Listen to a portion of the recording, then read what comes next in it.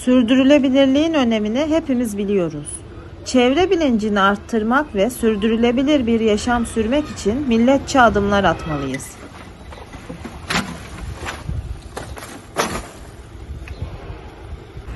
Sürdürülebilirliğin bir örneğini İstanbul Bahçeli Evler'de görmekteyiz. Tüm atıklar ayrı kutularda toplanıyor. Bahçeli Evler Kumport Ortaokulu'nda çocuklar toplanan atık yağları kullanarak biyodizel üretimi ile telefonu şarj ediyorlar. Bu projede telefon şarj olmaktadır ve biyodizel yakıt direkt olarak ısıya çevriliyor ve ısı da hareket enerjisine çevriliyor, kinetik enerjiye ve ondan sonra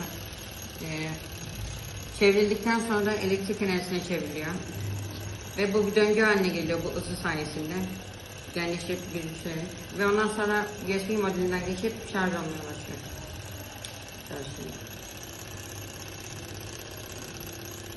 Şarj olmakta gördüğünüz gibi.